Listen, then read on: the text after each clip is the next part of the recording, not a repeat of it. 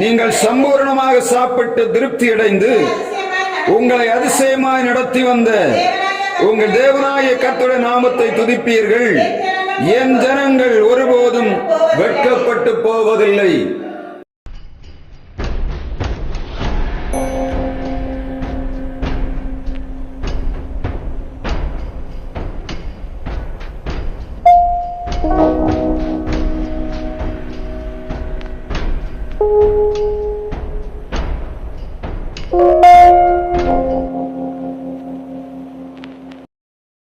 நம்முடைய பிதாவாகிய தேவனாலும் குமாரனாகிய இயேசு கிறிஸ்துவினாலும் பரிசுத்த ஆவியினாலும் உங்களுக்கு கிருபையும் சமாதானமும் இந்த உபவாச கூடுகை நாளிலே உண்டாவதாக. இந்த நாளிலும் ஆண்டவருடைய வார்த்தையை தியானிக்கும்படியாக யோவேல் தீர்க்க தரிசன புஸ்தகம் 2ஆம் அதிகாரம் 15ஆம் வசனத்தை ஒருவர் வாசிக்கலாம். யோவேல் தீர்க்க தரிசன புஸ்தகம் 2ஆம் அதிகாரம் 15ஆம் வசனம்.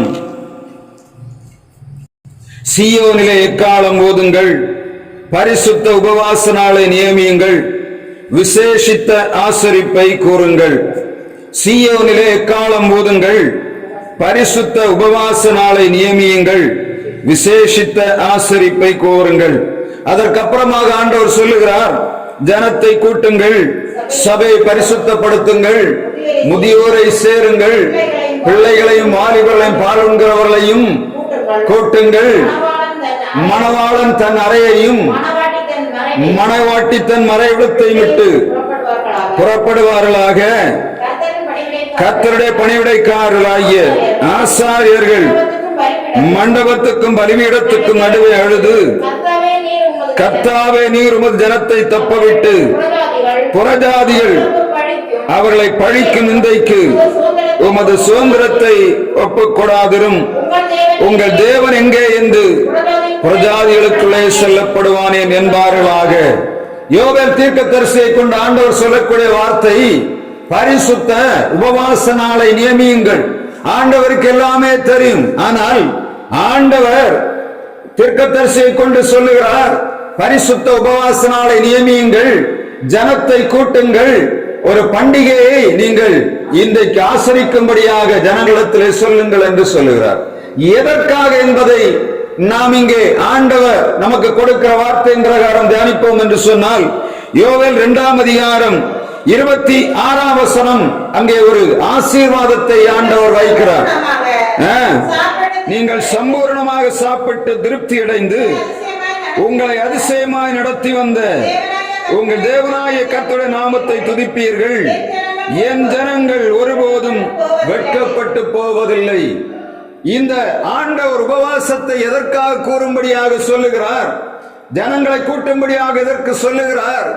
என் ஜனங்கள் வெட்கப்பட்டு போகாதபடி அவள் திருப்தியாக வாழ வேண்டும் என்பதற்காக ஆண்டவர் யோவேல் தீர்க்கதரிசியை கொண்டு தம்முடைய ஜனங்களுக்கு உபவாசத்தை கூறும்படியாக சொல்லுகிறார். ஆண்டவர் ஒரு மனிதன் ஆண்டவரை நோக்கி வேண்டும் போது அவர் செவி கொடுக்கிறவர், அவள் வேண்டுதலை கேட்டு அவர்களுக்கு ஆசீர்வாதத்தை கொடுக்கிறவங்க நமக்கு தெரியும். ஆனால் இங்கே ஆண்டவர் யோவேல் தீர்க்கதரிசியை கொண்டு சொல்லும் போது அந்த இஸ்ரவேல் ஜனங்களுடைய பரிதாபமான நிலைமையை ஆண்டவர் அங்கே வெளிக்காட்டுகிறார். ஜனங்கள் ஆண்டவரை விட்டு விட்டார்கள், இஷ்டம் போல வாழ ஆரம்பித்து விட்டார்கள். ஆண்டவருடைய சமூகத்தை விட்டு விட்டபடியினாலே அவர்கள் திரும்ப அவருடைய சமூகத்துக்கு வர வேண்டும் என்பதை தீர்க்கதரிசியை கொண்டு முதலாவது சொல்லுகிறார். எக்காலம் போதுங்கள். எக்காலம்னா எப்படி? இஸ்ரவேல் ஜனங்கள் யுத்தத்துக்கு ஆயத்தமாகும் போது எக்காலம் துணிக்கப்பட வேண்டும். இஸ்ரவேல் ஜனங்களை பாளையத்துக்குள்ளே ஆண்டவரை ஆசரிக்கும் போது எக்காலம் ஊதப்பட வேண்டும். எக்காலம் துதிக்காகவும் யுத்தத்துக்காகவும் வேறு பிரித்து நம்முடைய ஆண்டவர் சொல்லுகிறார். ஒரு எக்காலம் ஒரு தொனியை தொனிக்கும் போது ஜனங்கள் ஆசரிப்பு கூடாரத்திலே கூட வேண்டும். 2 தொனி மொழிக்கும் போது யுத்தத்துக்கு ஆயத்தமாக வேண்டும் என்று சொல்லுகிறார். எதற்காக ஆண்டவர் இவைகளை சொல்லுகிறார்? ஜனங்களை சேர்க்க வேண்டும், அவர்களை யுத்தத்துக்கு ஆயத்தமாக்க வேண்டும். இந்த நாட்களிலே யோவேல் தீர்க்கதரிசியை கொண்டு ஆண்டவர் நமக்கு கொடுக்கிற செய்தி என்னவென்று சொன்னா, நம்முடைய தேசம் அக்கிரமத்தினாலே நிறைந்து விட்டது. நம்முடைய தேசம் பாழாய் கிடக்கிறது. நம்முடைய தேசம் விக்கிரக ஆராதனைக்கு நேராக போய் கொண்டிருக்கிறது. எல்லா மனிதர்களும் உலகத்திலே வாழ்கிற ஜனங்கள் தங்கள் சுயசத்தத்தை நிறைவேற்றும்படியாக எல்லா பாவக்கிரியைகளை துணிகரமாய் செய்யும்படி துணிந்து விட்டார்கள். நீதிமானை பகைக்கிறார்கள், பொல்லாதவர்களை வாழ வைக்கிறார்கள்.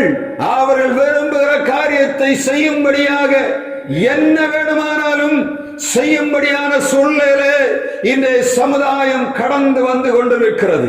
ஆனால் தேவ பிள்ளைகளாகி நாம் நிர்விசாரமாக இருப்பதற்காக ஆண்டவர் நம்மை தெரிந்து கொள்ளவில்லை. ஆண்டவர் சொல்லுகிறார், தேசம் அக்கிரமத்துக்குள்ளே கிடக்கிறது, ஜனங்கள் பாவத்துக்கு நேராக போய்கொண்டிருக்கிறார்கள்.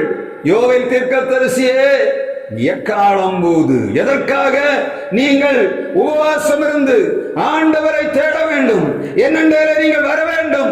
நான் உங்களுக்கு கொடுக்கிற ஆசீர்வாதத்தை நீங்கள் இழந்து கிடக்கிறீர்கள். நீங்கள் அதிகமாக விதைக்கிறீர்கள், கொஞ்சமாக கொண்டு வருகிறீர்கள். நீங்கள் அதிகமாக பிரயாசப்படுகிறீர்கள், ஆனால் நீங்கள் கொண்டு வருகிற விளைவின் பலனானது மிகவும் கொஞ்சமாக காணப்படுகிறது. ஆண்டவர் சொல்லுகிறார், நான் அவைகளை ஊதி போடுகிறேன். 2ஆம் அதிகாரம் யோவேல் தீர்க்கதரிசனம் 16ஆம் வசனம் 17ஆம் வசனத்திலே சொல்லப்பட்டது போல ஆண்டவருடைய வார்த்தை சொல்லுகிற 25ஆம் வசனத்திலே அவர் சொல்லுகிறார், நான் உங்களிடத்திலே என் பெரிய சேனையாகிய வெட்டுக்கிளிகளும் பச்சை கிளிகளும் முசுக்கட்டை பூச்சிகளும் பச்சை புழுக்களும் பட்சித்த வருஷங்களின் விளைவை உங்களுக்கு திரும்ப அளிப்பேன். நீங்கள் செய்ய வேண்டியது என்ன? உபவாசத்தை கூறி என்னிடத்திலே வரும்போது நான் உங்களிடத்திலே அனுப்பின என்னுடைய வாதைகளாகிய என்னுடைய சேனைகளாகிய வெட்டுக்கிளி, பச்சை கிளி, முசுக்கட்டை பூச்சிவைகள் பட்சித்து போட்ட வருஷங்களின் விளைவை உங்களுக்கு தருவேன். வருடத்தின் கடைசி மாதத்திலே வந்திருக்கிறோம். நம்முடைய வாழ்விலே 11 மாதங்கள் நம்ம கடந்து வந்த பாதையை திரும்ப கொஞ்சம் நோக்கி பார்க்கணும். நம்முடைய வாழ்விலே முசுக்கட்டை பூச்சிகள், பச்சை கிளிகள், இந்த வெட்டு கிளிகளை நம் வாழ்வை பாழ்படுத்தி இருக்கும் என்று சொன்ன ஆண்டவர் சொல்லுகிறார், உபவாசத்தை கூட்டுங்கள். எப்பொழுதும் சொல்லு, உபவாசம் என்று சொல்லுவது ஒரு மனிதனுடைய கையிலே ஆண்டவர் கொடுத்திருக்கிற மகா பெரிய பீரங்கி. அது சத்துருடைய சேனைகளை சிதறடிக்கும், பொல்லாதவனை கிரியைகளை சுட்டரிக்கும், ஆசுத்தாவிகளுக்கு விரோதமாக கிரியை செய்யும், எல்லா பிரச்சனைகளையும் தகர்த்தறிகிற ஒரே ஒரு ஆயுதம் உபவாசம் என்பதை மறந்து போகக்கூடாது. ஆண்டவர் தம்முடைய ஜனங்களை பார்த்து சொல்லும் போது, நீங்கள் உபவாசம் இருங்கள் என்று சொன்ன, நீங்கள் ஒரு காரியத்தை செய்ய வேண்டும், உங்கள் பிரச்சனை விடுதலையாக வேண்டும் என்று சொன்ன, உபவாசம் இருந்து என்னுடைய சமூகத்திலே வந்து உட்கார்ந்து நான் உங்களுக்கு கொடுக்கிற ஆசீர்வாதத்தை நீங்கள் பயன்படுத்தி சிதறடிக்க வேண்டும் என்பதற்காகத்தான் ஆண்டவர் உபவாசத்தை வைக்கிறார். ஏன்னா ஒரு மனிதனை நாம் ஒரு குழியில தூக்கி விடுவோம் என்று சொன்ன, அவன் திரும்பவும் அதே குழிக்குள்ளே விழுந்தால் அவன் எழும்புவதற்கு பின்னொரு உதவியை தேடிக்கொண்டிருப்பான். ஆனால் ஒரு மனிதன் தானாகவே ஒரு குழியில விழுந்து அவன் எழும்பி வெளியே வருவான் என்று சொன்ன, அவருடைய நோக்கம் எல்லாம் எங்க இருக்கும்? நான் விழுந்திருக்கிறேன், நான் எழும்புவேன் என்று சொல்லக்கூடிய தன்னம்பிக்கை அவனுடைய வாழ்வில் இருக்கும். விசுவாசம் அவனுக்குள்ளே வளரும், நம்பிக்கை வளரும். ஒரு மனிதன் எவ்வளவு தூரம் அடுத்தவர்களை சார்ந்து கொள்ளுகிறானோ அவனை நீங்க பார்த்தா தெரியும். அவன் என்ன பண்ணுவான்? தன்னுடைய பிரச்சனை ஒன்று வரும்போது 4 பேரை சேர்க்கிறது தான் பார்ப்பான். அப்படிதானே? நீங்க பார்த்தா தெரியும். ஒரு மனிதன் அவன் 4 பேரை சேர்த்துதான் யுத்தம் பண்ணவன் நினைக்கிறான். எண்ணம் முழுவதும் என்ன பண்ணும்? தனக்கு ஒரு பிரச்சனை வந்து 4 பேருக்கு போன் பண்ணுவான். ஐயோ வந்து என்ன பண்ணுவாங்க? 4 பேரை சேர்ந்துதான் அவன் வெளியே. ஆனா தனி மனிதனான் என்று போராடும் நீங்க பாத்தீங்கன்னா தெரியும் எப்படி இருக்கும். என்ன வந்தாலும் சரி, எவ்வளவு வந்தாலும் சரி, அவன் என்ன பண்ணுவான்? தன்னுடைய முகத்தை கற்பாறையை போல வைத்து விட்டு தனியாகவே போராட. ஒரு மனுஷன்கிட்ட போக மாட்டான். என்ன பண்ணுவான்? ஆண்டவர் தனக்கு கொடுத்திருக்கிற வைராக்கியத்தில் என்ன பண்ணுவான்? முழங்காலில் கடந்து என்ன செய்ய முடியுமோ தான் விடுதலையாக்கப்பட்ட பழைய நாட்களை நினைத்து பார்ப்பான். மனிதனை அல்ல, கர்த்தரையே சார்ந்து கொண்டிருக்கிறேன், எனவே கர்த்தரனை விடுவிப்பார் என்று சொல்லக்கூடிய எண்ணம் அவனுக்குள்ள எப்பொழுதும் இருக்கும். தன்னுடைய பிரச்சனைகள் வரும்போது ஆண்டவர் என்னோடு கூட இருக்கிறார் என்ற உணர்வு எப்பொழுதும் அவனுக்கு இருக்கும். அவனுக்கு தான் ஆண்டவர் சொல்லுகிறார், எல்லாவற்றையும் பட்சித்து போட்டிருக்கிற அந்த வருஷத்தின் விளைவை நான் உங்களுக்கு திரும்ப தரப்போறேன். அதான் 27ஆம் வசனத்தில் ஆண்டவர் இந்த ஆசீர்வாதத்தை கொடுக்கும் போது சொல்லுகிறார், என் ஜனங்கள் வெட்கப்பட்டு போவதில்லை. அதுதான் என்னுடைய செய்தி. என் ஜனங்கள் வெட்கப்பட்டு போக மாட்டார்கள். யார் ஆண்டவருடைய சமூகத்தில் உபவாசம் இருந்து அவருடைய வல்லமையை பெற்று அவருடைய அதிகாரத்தோடு நின்று ஜெயிக்கிற மனிதனை ஆண்டவர் ஒரு காலம் வெட்கப்படுத்த மாட்டார். அவர் ஒரு மனிதனுக்கு கொடுக்கிற ஆசீர்வாதம் வேற.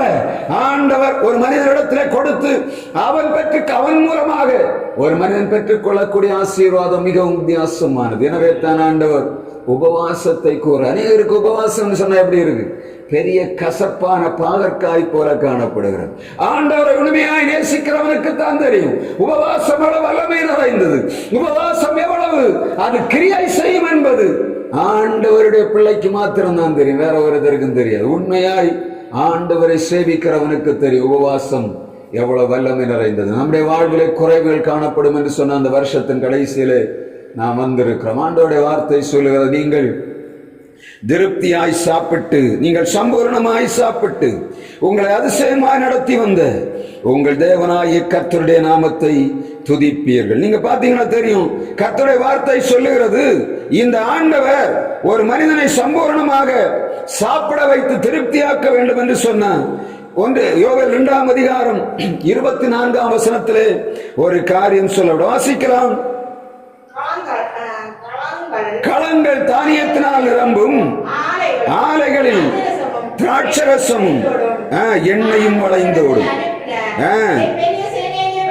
முதலாவது வசனம் சொல்லுகிறது, ஆண்டவர் களங்களை தானியத்தினால் நிரப்புவார், ஆலைகளில் திராட்சரசமும் எண்ணெயும் வழிந்து ஓடும். கர்த்தர் எங்கெல்லாம் இஸ்ரவேல் ஜனங்களுக்கு ஒரு ஆசீர்வாதத்தை சொல்லுகிறாரோ அங்க எல்லாமே இந்த 3 விஷயத்தை தான் சொல்லியிருப்பார். நீங்க பாத்தீங்கன்னா தெரியும், பலி செலுத்தும் போதும் சொல்லுகிறார் அங்க என்ன இருக்கணும்? தானியம், திராட்சரசம், எண்ணெய் இருக்கணும்னு சொல்லுகிறார். நீங்க எந்த இடத்துல ஆண்டவர் ஒரு பரிபூர்ணமான ஆசீர்வாதத்தை சொல்லுவாருன்னா அங்க அந்த 3 வைத்திரும். வேதத்துல எங்க தேடி பார்த்தாலும் இருக்கு. ஆண்டவர் தானியத்தை பற்றி சொன்ன என்ன சொல்லுவார்? அங்க எண்ணெய சொல்லி இருப்பார். அந்த எண்ணெய் பக்கத்துல என்ன வச்சிருப்பார்? திராட்சரசத்தை வைத்திருப்பார். ஒரு மனிதன் பரிபூர்ணமாய் வாழ வேண்டும் என்பது ஆண்டவருடைய சித்தம். நம்முடைய ஜனங்கள் வெட்கப்பட்டு போகக்கூடாது. ஒரு வருடம் முழுவதும் கடந்து வருகிற பாதையிலே கடைசி நேரத்தில் வந்திருக்கிறோம். அந்த வருஷத்தின் முடிவில் நம்ம கொஞ்சம் திரும்பி பார்க்கணும். எப்படி இருக்கு நம்ம இப்ப இருக்கிற நேரம்? வெட்கத்துக்குள்ள இருக்கிறோமா? நம்முடைய ஆண்டவர் வெட்கப்படுத்தாத வைத்திருக்கிறாரா என்று பார்க்கணும். அநேக நேரங்களில் தானியம் குறைபடுகிறது, அநேக நேரங்களிலே திராட்சரசம் குறைபடுகிறது, அநேக நேரங்களிலே எண்ணெய் குறைபடுகிறது. நம்முடைய வாழ்விலே இந்த 3ம் குறைவாய் கிடக்கும் என்று சொன்னா என்ன பண்ணுவோம்? நம்ம மனிதர்களுக்கு முன்பாக நிமிர்ந்து நிற்க முடியாது. பார்த்தா தெரியும், நம்முடைய முகங்கள் ஒரு மனிதருக்கு முன்பாக வெட்கப்படுதுன்னா, நீங்க கடன்காரங்களை பார்த்தீங்கன்னா தெரியும், கடன் வாங்கி இருக்கான் கொடுக்க முடியாம என்ன பண்ணுவாங்க? ஒழிச்சு ஓடுவாங்க.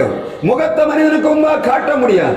அதை போல ஒரு மனிதன் அவமானத்துக்குள்ளே அவருடைய வாழ்வில் ஏதாவது தவறான காரியங்கள் நடந்திருக்கும் என்று சொன்னா, இந்த உலகம் அவனை பார்த்து விட்டது என்று சொன்னா எப்ப பார்த்தாலும் ஒளிச்சு ஓடதான் பார்ப்போம். பார்த்திருக்கா? முகத்தை ஒரு மனுஷன் முன்னாடியும் காட்ட முடியாது. ஆனா ஜெயித்த மனிதன் அப்படி நிற்பான், தைரியமா நிற்பான்.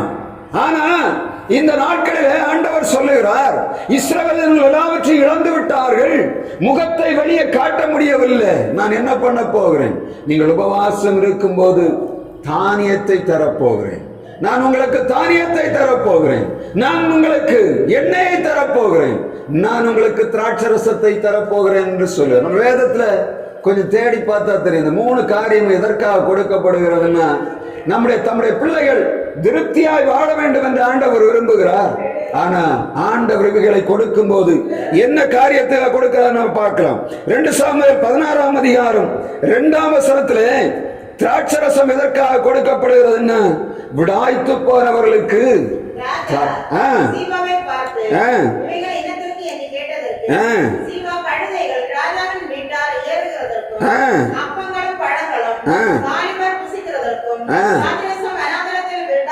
விடாய்த்து போனவர்களுக்கு என்றான். ஆண்டவர் தம்முடைய பிள்ளைகள் திருப்தியாய் வாழ வேண்டும், அவருடைய முகங்கள் வெட்கப்படாமல் இருக்க வேண்டும் என்று சொன்ன என்ன பண்ணுகிறார்? திராட்சரசத்தை தருகிறார். வாழ்விலே அநேகர் விடாய்த்து போய் கிடக்கிறோம். அப்படிதானே? என்னென்னமோ செய்து பார்க்கிறோம். 2 சாமுவேல் 16:2 திராட்சரசம் எதற்காக கொடுக்கப்படுகிறது? விடாய்த்து போய் கிடக்கிறது. 1 தீமோத்தேயு 5ஆம் அதிகாரத்திலும் திராட்சரசத்தை பற்றி அங்கே பவுல் அப்போஸ்தலன் தீமோத்தேயுக்கு எழுதும்போது சொல்லுகிறார், உன் வயிற்றுக்கு நேரிடுகிற பிரச்சனைகள் இருக்கு. என்னது இருக்கு? உன்னுடைய வயிற்றுல என்ன இருக்கு? 1 தீமோத்தேயு 5ஆம் அதிகாரம் 23ஆம் வசனத்துல அவர் சொல்லுகிறார், உனக்கு அடிக்கடி ஏற்படுகிற பலவீனத்துக்காக, வயிற்றுல காணக்கூடிய பிரச்சனைக்காக கொஞ்சம் திராட்சரசத்தை சேர்த்துக்கொள். அதே போல சகரியா 9ஆம் அதிகாரம் 24ஆம் வசனம், 9ஆம் அதிகாரம் 17ஆம் வசனம் சொல்லுகிறது, திராட்சரசம் கன்னிகைகளை வளர்க்கும். இப்ப வசனத்தில் சொல்லப்படுகிற உடாய்த்து போனவர்களுக்கு திராட்சரசம். அடுத்தது என்னது? வயிற்றுக்கு பிரச்சனை இருக்கு, அவங்களுக்கு என்ன கொடுக்கிறார்? திராட்சரசத்தை குடிக்க சொல்லுகிறார். கன்னிகைகளை வளர்ப்பதற்கு என்ன சொல்லுகிறார்? திராட்சரசத்தை ஆண்டவர் அங்கே வாக்கு பண்ணுகிறதை நாம் பார்க்க முடியும். ஆவிக்குரிய வாழ்விலே விடாய்த்து போய் கிடக்கிற ஜனங்கள் உண்டு. எப்படி? ஓடி ஓடி ஓடி ஓடி தளர்ந்து போய் இனி ஒன்றுமே செய்ய முடியவில்லை, எனக்கு நீ வாழ்வே இல்லை என்று சொல்லக்கூடிய ஆண்டவர் சொன்ன என்ன செய்கிறார்? திராட்சரசத்தை ஆண்டவர் ஊற்றுகிறார். எதற்காக கொடுக்கிறார் தெரியுமா? விடாய்த்து போன ஜனங்கள் திரும்ப எழும்பி ஓட. விடாய்த்து போறன்னு சொன்ன ஒரு மாட்டுக்கு மேல ஏற்றக்கூடிய பாறை ஒண்ணு இருக்கு. சின்ன வயசுல நம்ம பார்த்திருப்போம். இப்ப கார்ல போயிட்டு இருக்கு. அன்னைக்கு கால வண்டி என்ன பண்ணோம்? சுமை சுமக்கம். இப்ப இருக்கிற ரோடு மாதிரி இல்ல. அப்ப எப்படி இருக்கும்? ரோடெல்லாம் கல்லும் முள்ளுமா கிடக்கும், ரோடெல்லாம் குந்தம் குந்தமா கிடக்கும். ஆனா என்ன பண்ணணும்? வாழைக்கொலை ஏத்திட்டு போவாங்க. பார்த்தா தெரியும், வாழைக்கொலை ஏத்துறது அதிகமா ஏத்துவாங்க. ஏன்னா ஒரு வாழைக்கொலைக்கு இத்தனை பைசா உண்டு. என்ன பண்ணுவாங்க? வாழைக்கொலை கொண்டு போறாங்க, என்ன பண்ணுவாங்க? முழுசா ஏத்துவாங்க. காலை யாத்திரா இருக்குதோ இல்லையோ, முழுசா ஏத்தி என்ன பண்ணும்? காலையில கொண்டு போட்டாதான் சந்தையில என்ன பண்ண முடியும்? இந்த ஆளுகளுக்கு அவன் பண்ண முடியும். ஒரு சில நாள் 2 நேரம் 3 நேரம் அடிப்பாங்க. பார்த்தா நீங்க பார்த்தா தெரியும், அந்த காலை தேரியில வரும்போது பார்த்தா என்ன பண்ணணும்னு தெரியுமா? இழுக்க முடியாது, சில விழுந்துரும். போட்டு குத்து குத்துன்னு குத்துவான். என்ன பண்ணுவான்? கையில இருந்த கொம்பு வச்சு குத்தி பார்ப்பான். அன்னைக்கு சாட்டை எடுத்து அடிச்சு பார்ப்பான். எல்லாம் முடிச்சு கடைசியில் ஒரு சரியான ஒரு குத்து, நல்ல குத்து குத்துன்னா எழும்பி இழுக்கும். இழுக்கும்போது என்ன பண்ணுவோம்? கீழே பக்கத்துல இருக்கவங்க எல்லாரும் கூப்பிடுவாங்க, வாங்க வருகை கொடுங்க, அப்படிதானே? சரி ஏத்தும் போது இன்னும் அப்படி ஐலேஸ் ஆனு சொல்லி எல்லாரும் சேர்ந்து தள்ளனாதான் என்ன பண்ணும்? அந்த இது. ஏன்னா அதுக்கப்புறம் நீங்க பாத்தீங்கன்னா மாடு இழுத்து இழுத்து வாயிலிருந்து இந்த நுரை வடிச்சுட்டே போகும். விடாய்த்து போகிறதுனா அப்படிதான். வாழ்வுல பெரும் சுமை சுமந்து இனி என்ன பண்ண முடியாது? சுமக்க முடியாது, விழுந்து கிடக்கிறோம். இனி ஒண்ணுமே செய்ய முடியாது. ஆண்டவரே, இனிமேல் என்னால ஒன்றும் செய்ய முடியாது. ஆண்டவருடைய வார்த்தை சொல்லுகிறது, விடாய்த்து போகிறவனுக்கு என்னத்தை கொடுக்கிறார்? ஆண்டவர் திராட்சரசத்தை ஊற்றுகிறார். தம்முடைய நல்ல ஆவியை ஆண்டவர் ஊற்றுகிறதை நாம பார்க்க முடியும். எந்த நேரத்தில் நீங்க பார்த்தாலும் சரி, புதிய எண்ணெய் அபிஷேகத்தை தருகிற ஆண்டவர் அநேக நேரங்களில ஆண்டவர் நல்ல மதுரமான வார்த்தைகளுள்ள மதுரமான வார்த்தைகளை தருகிறார். வேதத்தை நமக்கு தருகிறார். ஆனா சில நேரங்களில் பாத்தீங்கன்னா வேதத்துல சில முக்கியமான நல்ல அழகான வாக்குத்தத்த வசனங்களை நமக்கு தருவார். எப்படி? விடாய்த்து போய் கிடக்கிற ஆண்டவர் சொல்லுவார், உனக்கு இருக்க பலத்தோடு போ, உன்னை அனுப்புகிறவன் நான் அல்லவா என்று சொல்லுகிறார். கிதியோனுடைய வேலை எப்படி பார்க்கிறான்? இனிமேல் இஸ்ரவேலர்கள் எழும்ப முடியாது, எல்லாம் ஒளிச்சு ஓடி கிடக்கிறான், திரும்ப அடிக்கிறதுக்கு பலன் இல்லை. ஆனா கிதியோன் மாத்திரம் என்ன பண்ணுகிறான்? நினைக்கிறான். ஆண்டவர் என்ன செய்கிறார்? கிதியோனை பார்த்து சொல்லுகிறார், உனக்கு இருக்கிற பலத்தோட போ, உன்னை அனுப்புகிறவர் நான் அல்லவா? நல்ல திராட்சரசம் அவனுக்குள்ள ஊற்றப்பட்டபடியினாலே கிதியோன் எழும்புகிறான். என்ன பண்ணணும்? அவர்களை ஓட ஓட விரட்டி அடிச்சான். அப்படிதானே? பெரிய காரியத்தை அவன் செய்தான். நம்முடைய வாழ்வில் இந்த நாட்களில, இந்த வருஷத்தின் கடைசியில, வருஷம் ஃபுல்லா நடந்து நடந்து நடந்து சோர்ந்து போய் இனி ஒன்னும் செய்ய முடியாது என்று சொல்லக்கூடிய நேரத்தில் ஆண்டவர் சொல்லுகிறார், பரிசுத்த உபவாசத்தை கூட்டுங்கள், எக்காலம் பூதுங்கள், சபையை கூட்டுங்கள் என்று சொல்லுகிறார். இதற்காக நாம் ஆண்டவர் கொடுக்கிற திராட்சரசத்தை நிறைவாய் பெற வேண்டும், நிறைவாய் பெற வேண்டும். நம்மிடத்தில் காணப்படுகிற ஆண்டவர் தருகிற திராட்சரசமானது நமக்குள்ள கிரியை செய்யும். அநேக நேரங்களில் வசனங்கள் வருகிறது, கேட்டுட்டு என்ன பண்ணுறோம்? சும்மா அப்படியே விட்டு விடுகிறோம். அந்த வசனம் நமக்குள்ளே கிரியை செய்யும். அதே மாதிரி கன்னிகைகளை வளர்க்கிற நேரத்தை ஆண்டோடைய ராஜ்யத்துக்காக சேர்த்து கொண்டு வருகிற கன்னிகள், மத்திய 25 அதிகாரத்தில் நீங்க பார்த்தா தெரியும். கன்னிகள் என்ன பண்ணுவாங்க? 10 கன்னிகள் என்ன பண்ணாங்க? மணவாளனை எதிர்கொண்டு வந்தாங்க. இவர்களுக்கு என்ன பண்ணுது?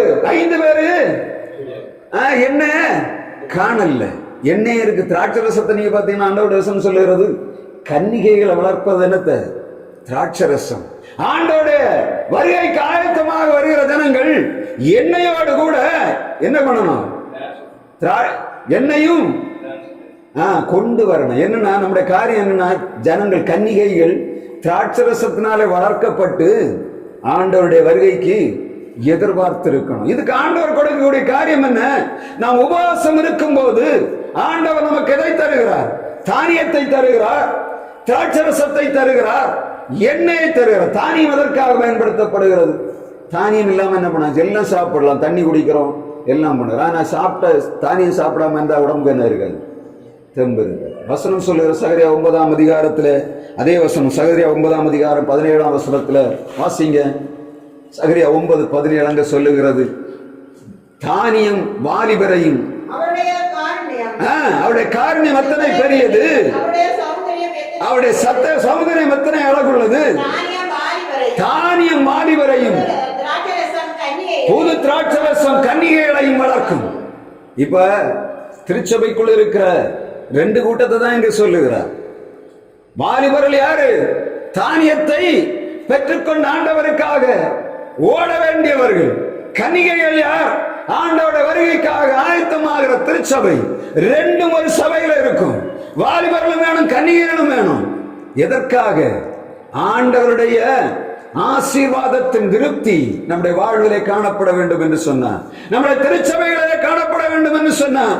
ஆண்டவர் தானியத்தையும் கொடுக்கிறார், திராட்சரசத்தையும் கொடுக்கிறார். 2 கூட்டத்தையும் கொடுக்கிறார். அப்படிதானே? ஆண்டவருக்காக ஓடுகிறவர்களுக்கு பலனை கொடுக்கிறார், ஆண்டவருக்காக ஆயத்தமாகிறவர்களுக்கு திராட்சரசத்தை கொடுக்கிறார். அப்படிதானே? திராட்சரச தானியம் வேற எதுக்காக கொடுக்கப்படுகிறது? பஞ்சம். நீங்க பாத்தீங்கன்னா யோசேப்பு தன்னுடைய சகோதரிடத்தில் சொல்லுகிறான், நீங்க தானியத்தை எடுத்து கொண்டு போய் எங்க பண்ணுங்க, நம்முடைய அப்பா எங்க பண்ணிட்டு இருக்காருங்க, இப்பொழுது பசியோட பட்டினியோட இருக்கார், நீங்க எடுத்துக்கொண்டு போங்கன்னு சொல்ல. ஆதி ஆகமத்திலே அந்த வார்த்தை, ஆதி 42ஆம் அதிகாரம் 33ஆம் வசனத்திலே பஞ்சம், அந்த பஞ்ச நேரத்தில் வசனம் சொல்லுகிறது, தானியத்தை எடுத்துக்கொண்டு யோசேப்பு தன்னுடைய தகப்பனுக்கு கொடுக்கும்படியாக அனுப்புகிறார். இந்த ஏசாயா 28ஆம் அதிகாரம் 28ஆம் வசனத்திலே சொல்லுகிற தானியம், மனிதனுக்கு கொடுக்கப்படுகிற தானியமானது அவனுடைய வாழ்விலே திருப்தியை உருவாக்குகிறதாக இருக்கிறது. தேவ பிள்ளைகளாகிய நாம் உபவாச கூடுகையில வரும்போது நல்ல வார்த்தையை ஆண்டவரிடத்திலிருந்து பெறுகிறோம். அதே போல ஆண்டவருடைய இன்ஸ்பிரேஷன், அந்த தானிய திராட்சரசத்துக்கு ஒப்புமையான ஆண்டவருடைய ஒரு உயிர்ப்பிக்கும் வல்லமை அங்கே உருவாகிறதை நாம் பார்க்க முடியும். திராட்சரசம் எதுக்கும் என்ன பண்ணும்? ஜீவனுள்ளோரை களிப்பாக்கும் என்று வேதம் சொல்லு. ஜீவனுள்ளோரை களிப்பாக்கக்கூடிய வேத வசனத்தை ஆண்டவர் என்ன பண்ணார்? திராட்சரசத்தை பிரசங்கி 10ஆம் அதிகாரம் 19ஆம் வசனம் சொல்லுகிறது, திராட்சரசம் ஜீவனுள்ளோரை களிப்பாக்கும், ஜீவனுள்ளோரை களிப்பாக்கும். திராட்சரசம் செத்தவன் விட்டா என்ன பண்ணும்? களிப்பு வருமா? திராட்சரசம் ஜீவனுள்ளவருக்குள்ளது. அவர்கள் சாப்பிடும் போது அவர்களுக்கு களிப்பு உண்டாகும். நீதிமான்கள் தங்கள் படுக்கையிலே கம்பீரிக்க வேண்டும் என்று சொன்ன ஆண்டவருடைய சமூகத்திலே வந்து அவருடைய திராட்சரசத்தை பெற்று அனுபவிக்க வேண்டும். ஆண்டவர் கொடுக்கிற திராட்சரசம் ஜீவனுள்ளோரை களிப்பாக்கக்கூடிய. ஜீவனுள்ளோர் தேசத்திலே நான் இந்த ஆண்டவரை விசுவாசியாது இருந்தால் கெட்டு போயிருப்பேன் என்று சொல்லுகிறான். சங்கீதக்காரன் சொல்லுகிறார், ஜீவனுள்ளோருடைய தேசத்திலே ஆண்டவர் என்னை வைத்திருக்கிறார். ஜீவனுள்ளவருடைய தேசம் என்று சொன்னா என்ன? ஜீவனுள்ளவருடைய தேசம். வாசு சொன்ன மாதிரி ஒரு மனுஷன் டிவியில இருந்து பார்த்தா ஜீவன் வராது, கருப்பு பெட்டியில இருந்து பார்த்தா. அவன் எங்கேயாவது போனா ஜீவன் வராது. எங்க இருக்கு ஜீவன்? அங்கே ஆண்டோட பிள்ளைகளோடு சேர்ந்து அவரை பாடி ஆராதிக்கும் போது அவர்களுக்குள்ள ஜீவன் உருவாகிறது. எல்லா விதமான காரியங்களும் நீங்க பாத்தீங்கன்னா ஒரு மனிதனுக்குள்ள காணப்படுகிற பரிசுத்த ஆவி அவனை அடுத்தவனுக்குள்ள கடத்தி விடும். அது ஆண்டோட வார்த்தை சொல்ல. 1ஆம் அதிகாரம் 7ஆம் வசனத்திலே ஊழியர்களை அக்கினி ஜுவாலைகளாக பண்ணுகிறார், தம்முடைய தூதர்களை காற்றுகளாக செய்ய. ஏன் தேவன் ஆண்டவருடைய பிள்ளைகளை அக்கினி ஜுவாலைகளாக வைக்கிறார் தெரியுமா? எவ்வளவு போராட்டம் இருந்தாலும் ஊழியக்காரர்கள் என்ன பண்ணுவார்? அக்கினியா தான் வச்சிருப்பார். அந்த அக்கினி போச்சுன்னா என்ன பண்ணும்? அந்த ஊழியத்துல பிரயோஜனம் இல்லை. ஏன்னா அவன் அக்கினியா இருந்தா மாத்திரம்தான் அங்கே வரக்கூடிய காரியங்களிலே விடுதலை உருவாகும். யார் பிரச்சனையோட வந்தாலும் அந்த பிரச்சனையை தீர்க்கக்கூடிய வல்லமை ஊழியர் கையில் எப்படி கொடுக்கிறார்? அவனை அக்கினி ஜுவாலையாக பயன்படுத்தினாதான். அக்கினி ஜுவாலை என்ன பண்ணும்? கசடுகளை சுட்டரிக்கும். எதிராய் வருகிற எந்த மனிதனை நெருங்க விடாமல் செய்யும். அதுதான் ஆண்டவர் கொடுத்திருக்கிற அக்கினி. அந்த அக்கினி என்ன பண்ணும்? எங்க இருக்கும்? ஜீவனுள்ளவருடைய தேசத்துல தானே செத்துப்பானுண்டே இருக்கும், இருக்காது. ஜீவனுள்ள தேசம் என்ன சொல்ல வசனம் சொல்லுகிறது? கர்த்தருக்கு பிரியமானவன் பாபிலோனிலே அவருக்கு பிரியமானதை நடப்பிப்பான். இதுதான் வசனம். பாபிலோன் என்ன?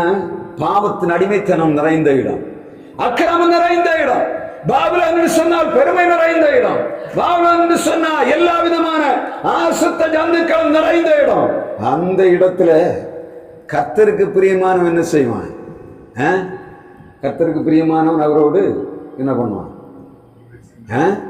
கர்த்தருக்கு பிரியமான காரியங்களை செய்வான். தேவனுக்கு பிரியமானவன் என்ன பண்ணுவான்? அந்த பாபிலோனிலே நன்மை செய்வான், பெரிய காரியங்களை ஆண்டவருக்காக செய்வான், தன்னைத்தானே வேறுபடுத்தி வாழ்வான். ஜீவனுள்ள தேசத்தில் வாழ்கிறவன் மாத்திரம்தான் என்ன பண்ணும்? தன்னை சுத்தமாய் பாதுகாத்து. ஜீவனுள்ள தேசம்னா நீங்க மீனை பார்த்தா தெரியும். கடல் எப்படி இருக்கு? எப்படும் கொந்தளிச்சிட்டு இருக்கு. ஏன் கொந்தளிக்குது? கடல் ஏன் கொந்தளிக்குது? அதுல ஜீவராசிகள் செத்து போகாம உயிரோட இருக்கணும்னா அந்த கடல் கொந்தளிச்சுதான். ஏன்னா இந்த கடலின் அலையில என்ன பண்ணணும்? இந்த மீன்கள் ஓடி ஓடி ஓடி ஓடி தங்களை புதுப்பிக்கிறது, பலப்படுத்துகிறது, தங்களுடைய ஜீவனுடைய பாதையை நீட்டிக்க செய்கிறது. எந்த கடல் நீங்க பாத்தீங்கன்னா தெரியும். ஒரு குளத்துல பாத்தீங்கன்னா மீன் எல்லாம் உறங்கி போய் கிடக்கும், பார்த்துருக்க. ஆனா கடல்ல உள்ள மீன் எப்படி இருக்கும்? ஓடக்கூடிய ஆற்றுல நீங்க பாருங்க, மீன் எப்படி நிற்கும். அந்த மீனை நீங்க பாத்துறீங்களா? குளத்துல உள்ள மீனுக்கும் ஆற்றுல உள்ள மீனுக்கும் வித்தியாசம் உண்டா? பார்த்துருக்கா? ஆற்றுல உள்ள மீன் எப்ப பார்த்தாலும் எப்படி நிற்கும்? ரேடியா நிற்கும், குதிக்கிறதுக்கு, ஓடுறதுக்கு. ஆனா குளத்துல உள்ள எப்படி இல்லை, அப்படியே பார்த்துட்டு இருக்கும். உழுவை எல்லாம் பார்த்தீங்கன்னா அங்கே இருக்கும், குளத்துல தான் அதிகம் இருக்கு. அங்க அடியில போய் கிடக்கும். ஜீவன் உள்ளவருடைய தேசத்துல ஜீவனுள்ளவரை திராட்சரசம் கழிப்பாக்குன்னு சொன்னா, ஜீவன் உள்ளவன்கிட்ட போகும்போது திராட்சரசம் வேலை செய்யும், மற்றவன்கிட்ட வேலை செய்ய. ஜீவன் இருக்கிறவன்கிட்ட தான் என்ன பண்ணணும். இப்ப டாக்டர்ஸ் மருந்து கொண்டு போடுவாங்க, குளுக்கோஸ் ஏற்றுவாங்க தெரியுமா? முன்னாடி எப்படி இருக்கும்? குளுக்கோஸை நம்ம கணக்கில் என்ன, குளுக்கோஸ் நின்று போச்சுன்னா உடனே சொல்லலாம் குளுக்கோஸ் ஏறல, முடிஞ்சு போச்சு. அப்படிதானே? அப்படிதானே? ஜீவனோட இருக்கும்போது தான் குளுக்கோஸ் உள்ள ஏறும். குளுக்கோஸ் எப்போ நிற்கிதோ அப்போ சொல்லுவாங்க குளுக்கோஸ் கொஞ்சம் கொஞ்சமாக போகுது, அதுக்கு மேலே இறங்கலன்னு சொல்லிடுவாங்க. முடிஞ்சு போச்சு வீட்டுக்கு சொல்லி அனுப்பு. ஜீவன் உள்ளவருடைய தேசத்தில் என்ன இருக்கும்? திராட்சரசம் அவளை களிப்பாக்கும். ஜீவனுள்ளோர் தேசத்துல ஜீவனுள்ளோரை இந்த திராட்சரசமான களிப்பாக்கும். எங்க?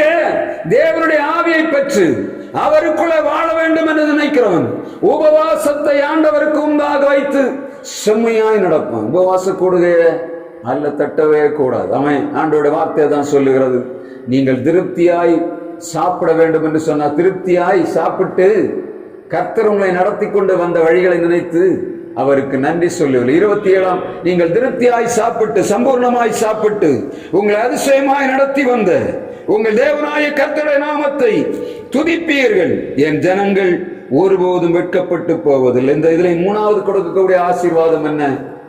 ஆண்டோட வார்த்தை எண்ணெயை கொடுக்கிற. எண்ணெய்னா என்னது? எண்ணெய் எதுக்கெல்லாம் பயன்படுது?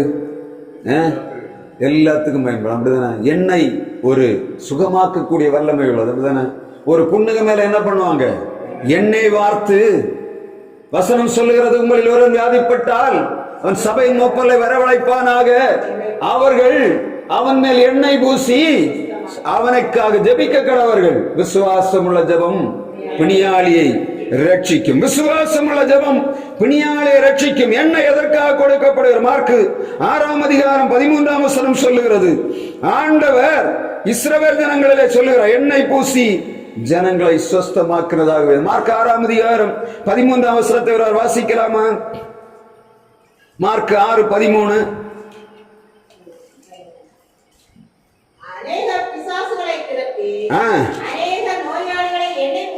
எண்ணெய் பூசி சொஸ்தமாக்கினார். ஆண்டவர் எண்ணெய் பூசி சொஸ்தமாக்கினார். எண்ணெய் எதற்காக கொடுக்கப்படுகிறது? தானியம் எதற்காக கொடுக்கப்படுகிறது? எதற்காக கொடுக்கப்படுகிறது? திருப்தியாக. தானியம் இனத்துக்கு பஞ்சத்துல திருப்தி ஆகிறது மாத்திரம் இல்ல, வாலிபர்களை வளர்க்கிறதற்கும் அதே போல தானியமானது பஞ்சத்திலிருந்து விடுதலை ஆவதற்குமாக கொடுக்கப்படுகிறது. இந்த திராட்சரசம் எதற்காக கொடுக்கப்படுகிறது? கன்னிகைகளை வளர்ப்பதற்காகவும் ஜீவனுள்ளோரை களிப்பாக்கும்படியாக திராட்சரசம் கொடுக்கப்படும். எண்ணெயுடைய வேலை என்ன? நோயாளியை சுத்தமாக்குகிறது. அது ஒரு மனிதனுடைய வாழ்விலே காணப்படுகிற எல்லா விதமான நோய்களை சுகமாக்க வல்லமை உள்ளது. இந்த நல்ல சமாரியன் ஒருவன் கள்ளர் கையில் அகப்பட்டு குற்றுயிராய் கிடக்கும் போது வழியிலே வந்த சமாரியன் செய்த வேலை என்ன? அவனுடைய காயங்களை கட்டி எண்ணெய் வார்த்து சத்திரக்காரனுக்கு நேராக கொண்டு போறான். எண்ணெய்னு சொன்ன எப்படி? ஆறுதலும் சமாதானமும் ஆண்டவருடைய சுகமும் எண்ணெயிலே வைக்கப்படுகிறது. தம்முடைய பிள்ளைகள் திருப்தியாய் வாழ வேண்டும், இவருடைய முகங்கள் வைக்கப்பட கூடாது என்று சொன்னால் ஆண்டவர் கொடுக்கிற ஆசீர்வாதம். அவர் தானியத்தை தருவார், அவர் திராட்சரசத்தை தருவார், அவர் எண்ணெயை தருகிறவரா இருக்கிற பரிபூர்ணமான ஆசீர்வாதம் ஆண்டவருடைய கையில் இருக்கு. ரட்சிப்பு ஆண்டவருடைய கையில் இருக்கிறது, அபிஷேகம் ஆண்டவருடைய கையில் இருக்கிறது, சுகம் தெய்வீக சுகம் ஆண்டவருடைய கரத்தில் இருக்கிறது. இந்த மூன்றையும் சரியா செய்யணும்னா என்ன பண்ணணும்? யோவேல் 2ஆம் அதிகாரம் 15ஆம் வசனம். உபவாச நாளை கூட்டுங்கள், எக்காலம் ஊதுங்கள், உபவாசத்தை அறிவியுங்கள். அப்புறம் என்ன பண்ணணும்? விசேஷித்த ஆசரிப்பை கூறுங்கள். விசேஷித்த ஆசரிப்பு எக்காலம் ஊதுவது மாத்திரமல்ல, நீங்கள் ஆயத்தப்படுத்துவது மாத்திரமல்ல, விசேஷித்த ஆசரிப்பை கூற வேண்டும் என்று சொல்ல. விசேஷித்த ஆசரிப்பு என்று சொன்னா என்ன? ஜனங்களிடத்துல சொல்லணும், அங்க பாரு இன்னைக்கு ஒரு விசேஷ கூடுகை இருக்கு. என்ன கூடுகை? ஆண்டவர் உனக்கு சுகம் தரக்கூடிய ஒரு நாளை உருவாக்கி இருக்கிறார். ஆண்டவர் உனக்கு வல்லமை தர ஒரு நாளை தந்திருக்கிறார், கூட்டி வைத்திருக்கிறார். மற்ற நாட்களை போல இல்ல, விசேஷமாக ஒரு நாள் ஓய்வு நாள் நமக்காக கொடுக்கப்படுகிறது. எதற்காக? ஆண்டவருடைய சமூகத்திலே வந்து அவரை பாடி ஆராதித்து அவருடைய நாமத்தை மகிமைப்படுத்தி அந்த ஒரு வாரத்துக்கும் தேவையான ஆசீர்வாதத்தை ஆண்டு ஓய்வு நாளில் தம்முடைய பிள்ளைகளுக்கு வைக்கிறார். அதுக்காக தான் என்ன பண்ணுகிறோம்? ஞாயிற்றுக்கிழமை ஆராதனை, வெள்ளிக்கிழமை உபவாச ஆராதனை. உபவாச ஆராதனை எதுக்கு? ஜனங்களுக்கு ஆசீர்வாதத்தை இந்த ஓய்வு நாளிலே கொடுக்கும்படியாக ஆண்டவர் சித்தமுள்ளவராக இருக்கிறார். பழைய ஏற்பாட்டு காலத்திலே இவைகள் இந்த ஆண்டவருடைய சமூகத்திலே ஓய்வு நாளிலே ஆசரிப்பதற்கு முன்பாக பஸ்கா பண்டிகை ஆயத்த பண்டிகை என்று இருந்தது. அது எப்படி? அதற்கு முன்னாடி இயேசு சிலுவையில் என்பதான் சொல்லுகிறாங்க, நாளைக்கு என்ன பண்ண பஸ்கா பண்டிகை இருக்கு, அதுவரை என்ன பண்ணக்கூடாது, அந்த சரீரமானது அந்த சிலுவையில தொங்கக்கூடாது. எனவே முந்தின நாள் என்ன பண்ண? ஓய்வு நாளுக்கு ஆயத்த நாள் என்று சொல்லப்படுகிறது. ஓய்வு நாளுக்கு முந்தைய நாள் என்னத்தை? ஆயத்த நாள். அந்த நாளில் என்ன பண்ணுது?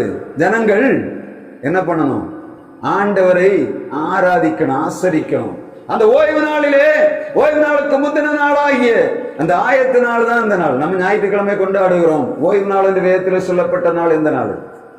சனிக்கிழமை, 6ஆம் நாள், 7ஆம் நாள். இந்த நம்முடைய நாம் ஆராதிக்கிற வாரத்தின் முதல் நாள் இயேசு கிறிஸ்து உயிர்த்தெழுந்த நாளை நாம் ஆராதிக்கிறோம். ஆனால் நம்ம என்ன பண்ணுகிறோம்?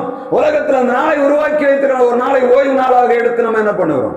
அதை ஆராதிக்கிறோம். ஆண்டவருடைய வார்த்தை சொல்லுகிறது, பரிசுத்த உபவாச நாளை கூட்டுங்கள், சபையை கூட்டுங்க, விசேஷித்த ஆசரிப்பை கூட்டுங்க, கூறுங்க. ஆண்டவர் உனக்கு நன்மை செய்யும்படியாக இந்த நாளிலே கடந்து வருவார் என்று சொல்லுங்க. உங்களை சுற்றி இருக்கிற ஜனங்களுக்கு எல்லாம் சொல்லுங்க, ஆண்டவர் சீக்கிரமாய் வரப்போகிறார், அவருடைய நாள் மிக சமீபமாய் இருக்கிறது. எனவே அதற்கு முன்பாக இந்த பாவத்தின் அக்கிரமத்தில் விடுதலையாகும்படியாக ஜனங்கள் உபவாசத்தோடு ஆண்டவருடைய சமூகத்திலே கூட வேண்டும் என்று சொல்லி ஆண்டவர் எதிர்பார்க்க. எந்த சபைகள் ஆண்டவருடைய சமூகத்தில் இந்த உபவாசம் இருக்கிறது, அவை வளருகிறது நம்ம கண்ணால பார்க்க முடியும். எந்த சபைகள் ஆண்டவருடைய சமூகத்தில் விழுந்து கிடப்பதை அவர்கள் மாற்றி விடுகிறார்களோ அவைகள் வளர்வது மிகவும் சிரமமாக காணப்படுகிறது. உபவாசம் என்று சொல்லக்கூடியது மிகவும் உன்னதமானது. அநேக காரியங்களை உபவாசத்தில் பார்த்து கொண்டு வருகிறோம். கர்த்தருடைய வார்த்தை சொல்லுகிறது, நீங்கள் வெட்கப்பட்டு போகாம இருக்கணும்னா என்ன பண்ணணும்? உபவாசம் இருக்கும். வெட்கம் நீங்க பார்த்தா தெரியும், நம்ம அநேக விதமான வெட்கங்களை சுமந்து கொண்டு நம்முடைய வாழ்வில். வேதத்தில் நீங்க பாத்தீங்கன்னா இந்த தாமார் என்று சொல்லக்கூடியவள் அம்னோனினாலே கெடுக்கப்பட்ட போது அவன் சொல்லுகிறான், சகோதரரை ஒன்னும் செய்யாத. அவர் சொல்லுகிறான், இந்த அவமானத்தை சுமந்து கொண்டு நான் எப்படி போவேன், வெளியே போவேன் என்று கேட்கிறேன்.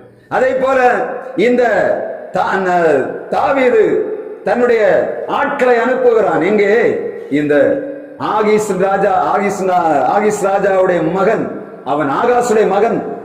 ஆகாஸ் இறந்தவுடன் அவனை பார்க்கும்படியாக அனுப்புகிறான். அங்க போனவங்க என்ன பண்ணுவாங்க? ஜனங்களை இருப்பிடம் மட்டும் வைத்து என்ன பண்ண, மீதி எல்லாத்தையும் கட் பண்ணி ஆடியெல்லாம் கட் பண்ணி அனுப்பி விட்டான். அப்போ அவங்க சொல்றார், அவமானத்தோடு வராதுங்க, அங்க தங்கி இருங்க. அவமானம் அநேக நேரங்களில் வருகிறது. நம்முடைய வறுமை மற்றவர்களுக்கு நம்மை அவமானப்படுத்துகிறதாக காணப்படுகிறது. நம்ம எல்லா வேலையும் செய்து சோர்ந்து போய் கிடக்கிறோம். நம்முடைய வாழ்வை மற்றவர்கள் பார்க்கிறார். இவ்வளவு கஷ்டப்பட்டார்கள், என்ன பண்ணுகிறார்? இவர்கள் ஆசீர்வாதமா இல்லை. நம்மளை பார்த்தா என்ன சொல்லுவாங்க? முக்கு முட்டை விடுகிறானுங்க, என்ன பண்ண முடியல. இவன் எதுக்காக கடவுளை கும்பிடுறானுங்க, இவனை எதுக்காக செய்யறானுங்க. ஆனா இவன் நம்மளோட கேவலமா இருக்கிறான். ஆண்டவர் சொல்லுகிறார், உன்னுடைய முகத்தை நான் என்ன பண்ண போகிறேன்? பிரகாசிக்க போகிறேன். உன் கையின் பிரயாசத்தை ஆசீர்வதித்து உனக்கு தானியத்தையும் திராட்சரசத்தையும் எண்ணெயும் சம்பூர்ணமாய் தரப்போகிறார், முழுவதுமாக தரப்போகிறார். அதுக்கு தான் ஆண்டவர் சொல்லுகிறார், இந்த உபவாச கூடியில் நம்ம கூடி வந்துற 3 பேரா இருந்தாலும் சரி, விசுவாசிக்கணும். ஆண்டவருடைய வார்த்தை விசுவாசி. ஏன்னா குறைவு உண்டு.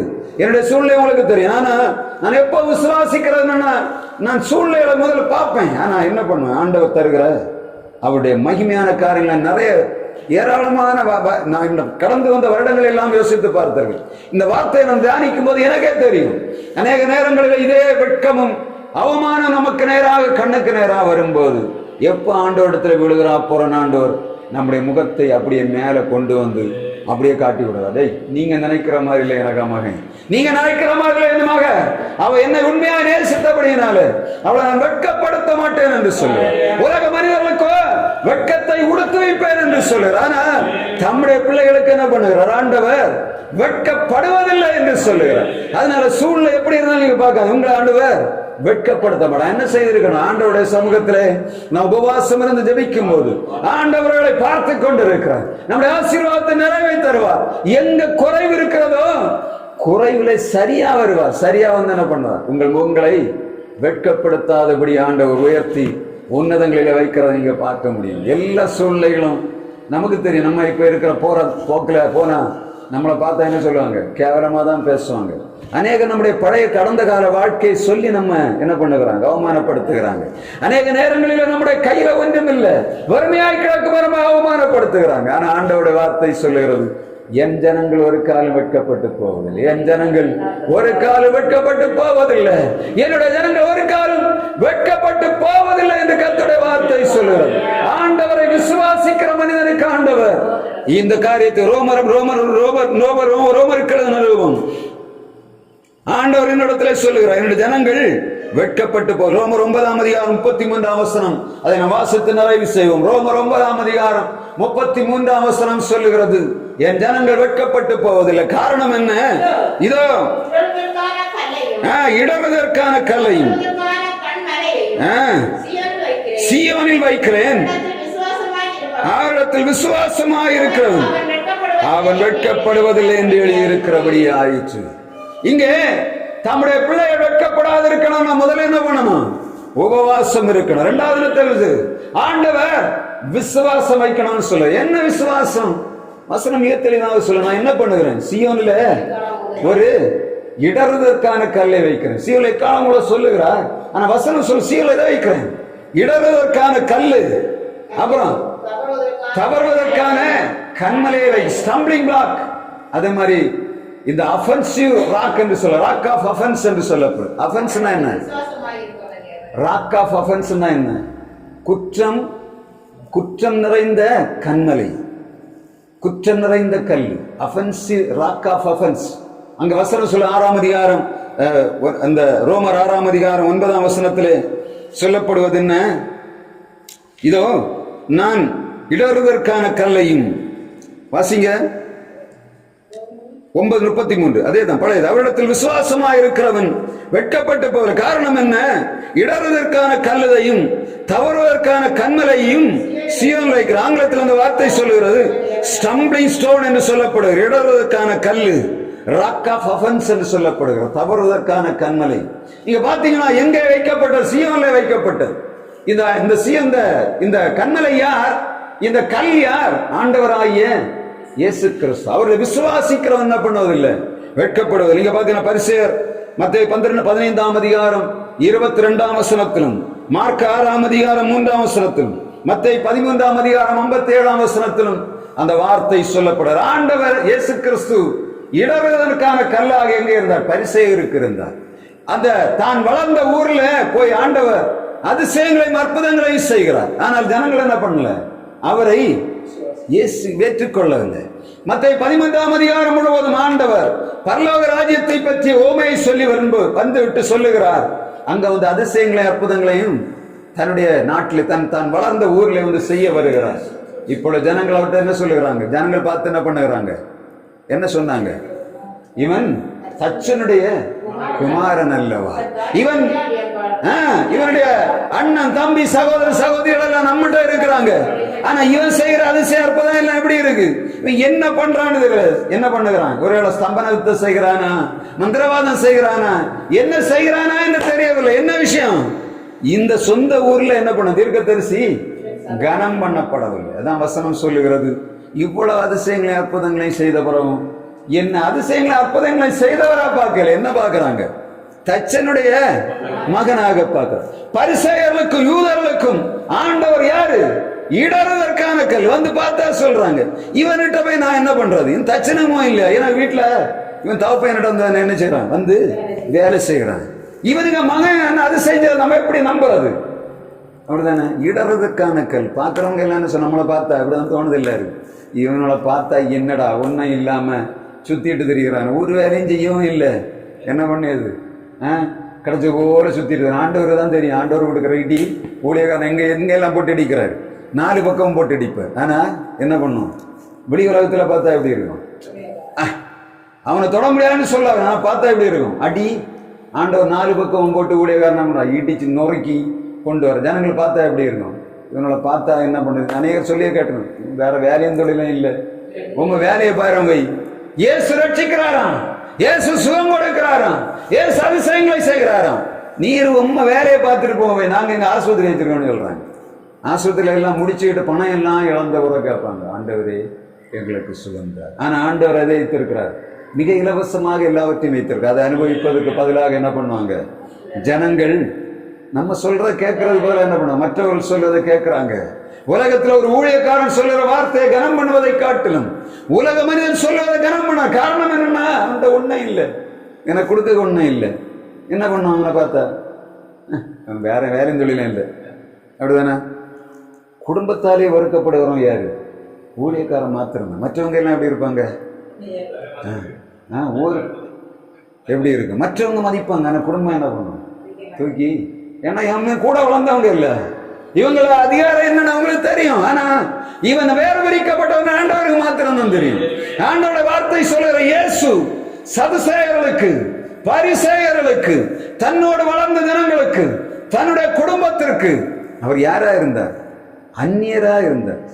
இயேசு வந்து அதிசயம் செய்ய போகும்போது கனாவுல கல்யாண வீட்டுல போகும்போது சொல்லுகிறாங்க, அவர் சொல்லுகிறார், உமக்கு சீடு அவருடைய சகோதரர் சொல்லுகிறார், ஒருவன் தன்னை பிரபலப்படுத்த வருமா எங்க போனோம்? வீட்டுல உட்கார்ந்து என்ன பண்ணும்? அங்க போய் என்ன பண்ணும்? நீர் அந்த கோயில்ல போய் உட்கார்ந்து அதிசயம் செய்யும், அற்புதம் செய்யும் அப்படின்னு சொல்லுகிறார். எல்லா ஜனங்களும் அவரை எப்படி பார்த்தாங்க? அவரை தச்சனை மகனாகத்தான் பார்த்தாங்க. ஆனா ஆண்டவருடைய வார்த்தை சொல்லுகிறது, சிமியோனை கொண்டு கன்னிமரிடத்தில் ஆண்டவர் வார்த்தையை சொல்லுகிறார். அவனை ஆசீர்வதிக்கும் போது, ஆண்டவர் இயேசு கிறிஸ்துவை பிள்ளையாக அவர் ஆசீர்வதிக்கும் போது சொல்லுகிறார், இது இஸ்ரவேல் அநேகருக்கு இடறி போவதற்குரிய ஒரு அநேகர் இவனை கண்டு இடறி போவார்கள் சொல்லுகிறார். காரணம் என்ன? உலக ஜனங்கள் என்ன பண்ணார்? இயேசுவை பார்த்த இடர்கள் உண்டானது. அவர் மாமிசத்திலே வெளிப்பட்டார், இந்த பூமியில பிரஜாதிகளுக்குள்ளே பிரசங்கிக்கப்பட்டார், தேவகுமாரன் இந்த உலகத்தில் அறிக்கையிடப்பட்டார், மகிமையிலே சேர்த்துக் கொள்ளப்பட்டார். உலக மனுஷன் பார்க்கறதுக்கும் ஒரு கிறிஸ்தவன் பார்க்கிறவங்கள வித்தியாசம் இதுதான். உலக மனுஷன் எப்படி பார்ப்பான்? உலகத்துல இயேசு வந்தார், கிறிஸ்துமஸ் கொண்டாடுகிறார்கள். எதுக்காக? ஸ்டாரை கட்டி இயேசு உலகத்துல வந்தார். ஆனா ஆண்டவருடைய பிள்ளைக்கு, ஆண்டவரை உண்மையா நேசிக்கிறவனுக்கு அவர் எதை பார்ப்பார்? இயேசு எதற்காக வந்தார் என்பதை பார்ப்பான். அப்படிதானே? உலக மனுஷன் மாம்சத்துல வந்ததை பார்ப்பான். ஆண்டவருடைய பிள்ளை என்ன பார்ப்பான்? அவர் ரட்சகராய் வந்ததை பார்ப்பான். ரெண்டுக்கும் வித்தியாசம் உண்டா?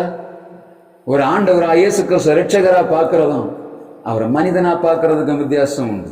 ஆண்டோடைய வார்த்தை சொல்லுகிறது, அவரிடத்துல விசுவாசமா இருக்கிறவன் வெட்கப்பட்டு போற. ஒருவேளை நம்ம பார்த்து சொல்லுவாங்க, இவன் ஒன்னும் உதவாத்தவன். ஆனா ஆண்டவர் நம்மை கொண்டு வந்த அந்த நோக்கம் நம்முடைய வாழ்விலை வெளிப்படும் போது ஆண்டவர் சொல்லுகிறார், அவனுடைய முகங்களை வெட்கப்படுத்த மாட்டார். உங்கள் முகங்கள் வெட்கப்படாதபடி ஆண்டவர் பாதுகாப்பாராக. செய்ய வேண்டிய வேலை என்ன? யோவேல் 2:15. அதை கண்டிப்பா நம்ம ஞாபகத்தில் நீங்க இன்னொரு காரியத்தை நீங்க பார்க்கணும். இன்றைக்கு நீங்க தைரியமா இருக்கேன், ஆண்டவரே நான் இந்த நாளை உபவாச கூடையில கலந்திருக்கிறேன், என்னுடைய முகம் வெட்கப்பட்டு போகக்கூடாது, வெட்கப்பட்டு போகக்கூடாது. வருஷத்தின் முடிவில் வந்திருக்கிறேன். உலக மனிதன் பார்த்து இவனுடைய வாழ்வை கேள்விக்குறி என்று வைக்கக்கூடாது. முகங்கள் வெட்கப்படாதபடி ஆண்டவரை என்னை நிலைநிறுத்தும் என்று சொல்லி அறிக்கையிடணும். அதான் மிக முக்கியமான காரியம். வீட்டுக்கு போகும்போது சொல்லணும், நான் வெட்கப்படுவதில்லை, நான் ஆண்டவருடைய சமூகத்திலே அவரோடு உறவாடி இருக்கிறேன், நான் வெட்கப்பட்டு போவதில்லை. எப்போ அறிக்கையிடணும்? எப்போ வந்தாலும் சரி. சாத்தான் சொல்லுவான், ஓ எல்லாம் முடிஞ்சு போச்சு. இல்லை, அவர் தானியத்தை தருகிறவர், திராட்சரசத்தை தருகிறவர், எண்ணெய் தருகிற ஆண்டவர் உங்களை வெட்கப்படுத்தாதபடி பாதுகாப்பாராக. ஆமென்.